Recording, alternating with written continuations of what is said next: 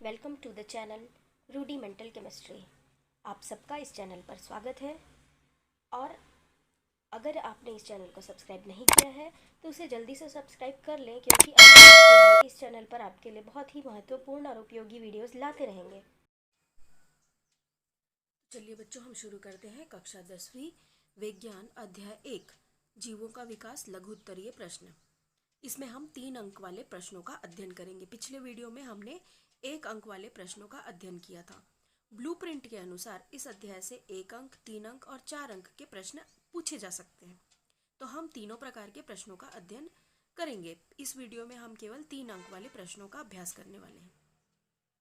तो चलिए देखते हैं 3 अंक वाले संभावित प्रश्न कौन कौन से हैं। सबसे पहला और महत्वपूर्ण प्रश्न है, सजातीय और समवृत्तीय अंग किसे कहते हैं, उदाहरण सहित समझाइए। उत्तर देख लेते हैं। ऐसे अंग जिनकी उत्पत्ति और रचना एक समान होती है परंतु कार्य भिन्न भिन्न हो सकते हैं। यहाँ पर ध्यान दीजिएगा कि यह जरूरी नहीं है कि कार्य हमेशा भिन्न भिन्न हो, पर महत्वपूर्ण यह है कि उनकी उत्पत्ति और रचना एक जैसी होनी चाहिए। जैसे कि पक्षी और चमगादड़ के पंख, यदि हम इनकी रचना देखें तो ये एक समान होते हैं। ऐसे ही डॉल्फिन और सील के पंख, कुत्ते और भेड़ की अगली टांग की रचना यदि देखी जाए, मनुष्य और छछूंदर के अग्रपाद की रचना देखी जाए, तो इनकी संरचना उत्पत्ति काफी समानता लिए हुए होती है, जिससे यह भी पता चलता है कि इनके पूर्वज एक समान थे। इसीलिए इन्हें सजातीय अंग या सजातीय लक्षण कहा जाता है। जबकि ऐसे अंग या लक्षण जिनके कार्य तो एक जैसे हों परंतु उत्पत्ति और रचना समान नहीं होती, समवृत्ति अंग कहलाते हैं। समवृत्ति अर्थात इनकी वृत्ति एक जैसी, वृत्ति यानी कि इनके कार्य एक समान है परंतु रचना अलग अलग है। जैसे तितली और पक्षी के पंख उड़ने के काम आते हैं, अर्थात इनके कार्य एक जैसे हैं परंतु यदि हम इनकी संरचना देखें तो वो एक जैसी नहीं होती। इससे ये पता चलता है कि इनके पूर्वज अलग अलग थे। नेक्स्ट क्वेश्चन है, अनुकूलन क्या है, इसका प्रजातिकरण में महत्व समझाइए। तो यह एक महत्वपूर्ण प्रश्न है। इससे आपको अनुकूलन की परिभाषा और प्रजाति की परिभाषा का भी पता चलेगा। इस प्रकार यह 3 प्रश्नों को कवर करता है।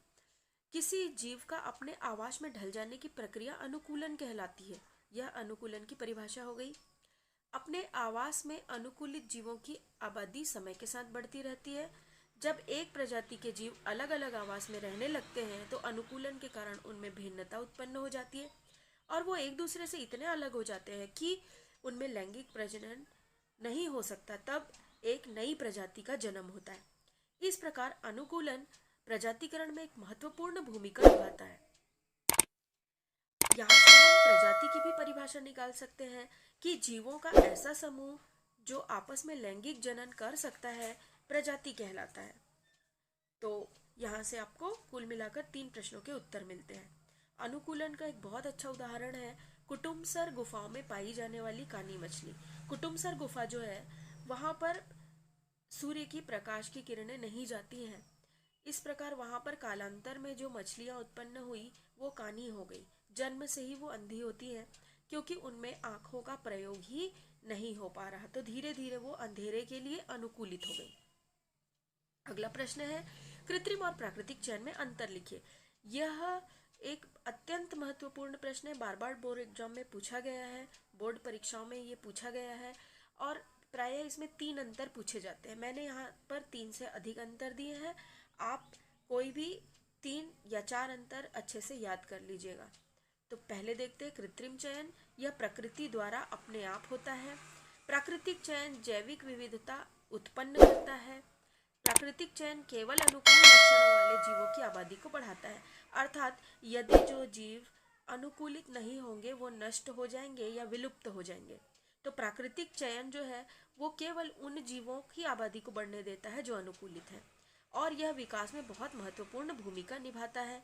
प्रकृति में सभी जीवों का विकास जो है वो प्राकृतिक चयन के द्वारा ही हुआ है और प्राकृतिक चयन के बारे में डार्विन ने सबसे पहले बात की थी और इसी के बारे में काफी कुछ बताया था। जबकि कृत्रिम चयन जो है ये मनुष्यों द्वारा किया जाता है।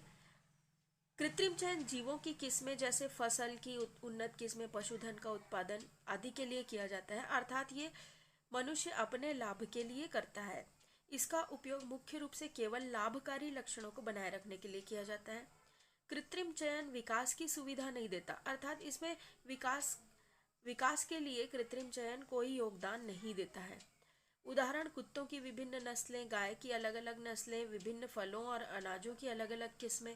तो आप यहाँ पे देख सकते हो कि कृत्रिम चयन जो है वो प्राकृतिक चयन पर बिल्कुल आधारित नहीं है, अर्थात डार्विन के सिद्धांत पे काम नहीं करता, बल्कि यह आनुवंशिकी और वंशागतिकी पर करता है काम, क्योंकि इसमें हम लाभकारी गुणों को चुनते हैं और उसके अनुसार संकरण कराते हैं।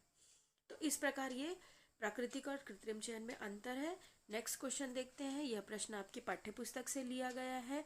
चित्र देखकर आपको यह बताना है कि यह सजातीय या समवृत्ति कौन सा लक्षण दर्शा रहा है। यहाँ पे चित्र में घटपर्णी, मटर प्रतान, बोगनविला और कैक्टस दिया गया है और ऊपर में पत्ती का चित्र बना है। अर्थात यह प्रश्न बता रहा है कि ये जितने भी लक्षण आपको दिखाई दे रहे हैं इन पौधों में, वो पत्तियों का रूपांतरण है। तो चलिए हम इसका उत्तर देख लेते हैं। उपरोक्त चित्र से यह स्पष्ट है कि घटपर्णी, बोगनविला, मटर प्रतान, कैक्टस सभी में पत्तियों का रूपांतरण पाया जाता है। पर आप देख सकते हैं कि यहाँ पे सबके कार्य अलग अलग हैं। जैसे घटपर्णी जो है वो कलश में रूपांतरित हो जाती है और कीटों को आकर्षित करके उसे भोजन के रूप में डाइजेस्ट कर लेती है, अर्थात ये पोषण का काम कर रही है। दूसरे में आप मटर में देख सकते हैं कि यह प्रतान के रूप में परिवर्तित हो गई है और पौधे को सहारा प्रदान कर रही है। और तीसरे में आप देखिए बोगनविला में पत्तियां रंगीन हो गई हैं और कीटों को परागण के लिए आकर्षित करती हैं। कैक्टस चूंकि रेगिस्तान इलाकों में पाया जाता है, अर्थात ऐसे इलाके जहां पानी की कमी होती है, तो वहां पर पत्तियां जल की हानि को रोकने के लिए कांटों में बदल गई हैं।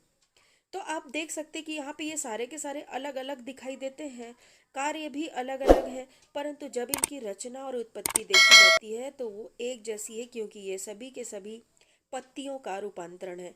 अर्थात इस प्रकार यह सजातीय लक्षणों को प्रदर्शित कर रहे हैं। तो ये आपका प्रश्न जो है यहाँ पर पूरा हो जाता है। अगले वीडियो में हम इस अध्याय के 4 अंक वाले प्रश्नों की तैयारी करेंगे। इस अध्याय से 4 अंक के बहुत ज़्यादा प्रश्न नहीं निकलते, मुश्किल से 2 या 3 प्रश्न होंगे। तो बहुत जल्द ही हम ये वीडियो लेकर आएंगे और आप लोगों का अध्याय 1 पूर्ण रूप से कंप्लीट हो जाएगा, यानी कि पूरी तरह आप इसकी तैयारी कर सकते हैं। आप चाहें तो इसमें से प्रश्न उत्तर देखकर अपनी कॉपी में भी लिख सकते हैं। आप वीडियो को बार बार देख के इसे समझकर याद भी कर सकते हैं और ये आपके लिए बहुत ही लाभदायक सिद्ध होगा। तो जल्दी से आप इस चैनल को यदि सब्सक्राइब नहीं किए हैं तो कर लीजिए। Thank you, keep watching, like, share and subscribe. Have a nice day. Thank you.